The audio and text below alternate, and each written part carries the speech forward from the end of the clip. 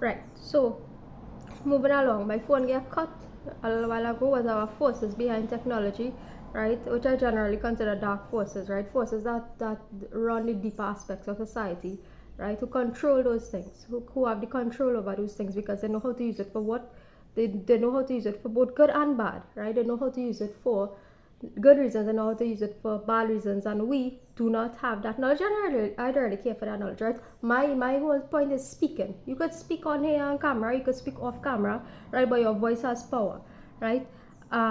So 12, I was Surah 48, ayat 12, verse 12, right?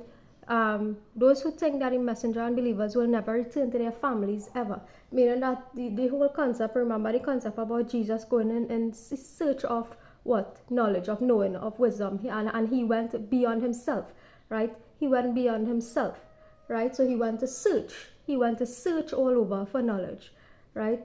So thinking that that character will not return home to their family and so on, right?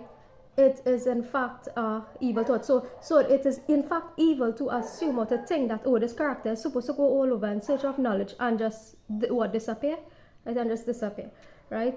It is in fact a evil root, the root of an evil, right? It is the root of an evil, evil thought process, right? So this, right? So once God knows what is in your heart, right? And once there's good in your heart, tranquility will eventually be sent down on you, meaning that you'd have been victorious, right? Conquest and victory, meaning victorious over what? Evil forces, right? Forcing people to actually take time and look at themselves and how they talk to other people, treat with other people, right? Talk to and treat with other people in the society and the world in which they live, right? Right. Uh,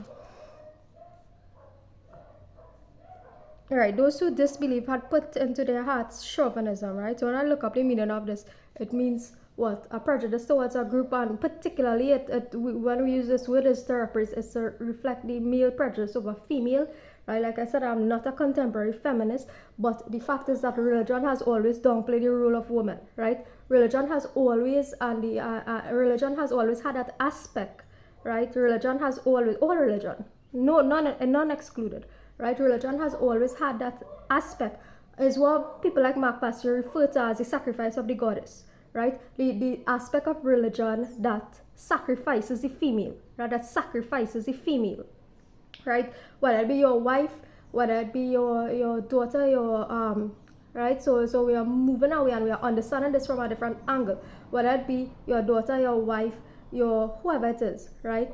Sacrificing that individual, right? In the name of what? Promoting everything else and promoting everybody else, right? So this is what we are encouraging females to speak up about things. Females to actually speak and not be silenced about things that includes what? Domestic violence, verbal abuse, physical abuse, verbal abuse, mental abuse, psychological abuse, right? All these things, right? So that your voice will not be sacrificed. You don't have to right? You do not have to speak up about the things that happen to you, right? Speak up about these things, right? Now I might be late in saying this, right? I might be late in saying this. I've said these things when I had my Facebook account before I actually made a YouTube account and all these things, right? But it is why I'm doing this, and I'm going back, right? I'm going back because I want to integrate a lot of things. Because from that point, when that speaking up thing came about, right, it turned into a whole, and it unraveled a whole lot of unnecessary movements and stuff, right? In a way that it didn't have to, right? And it was taken to a whole next level, right? A whole next level, meaning movements about dominating men, and we want to go back in time so we could balance things out, right? And make things equivalent in terms of navigating these relationships, so that it don't be a concept of, okay, well, women were treated this way by religion in the past, so that now religion, women want to dominate men, right? That is not really what we want to do. That is do for do, right? That is do for do, right? So I'm taking this back in time, right? So that we can move forward in a better direction, in a more appropriate direction, right? It's not about dominating anybody, right? That's why you see I leave out from that names of Allah, the dominant one. I not on that, right? Neither am I going to say a female is dominant over a man, right?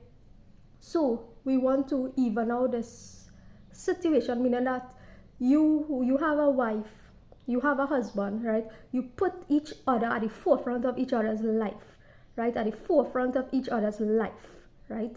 If you're in a relationship, right, you put each other at the forefront of each other's life, both of you, right? You are on stage, you speak, you exist, you do things together, right? Whether it's chores, whether it's anything that you're doing, right? You be there, right? And spirit or in person, you be there, right? So this concludes this, and we will pick up with another chapter, right? Take care, everybody.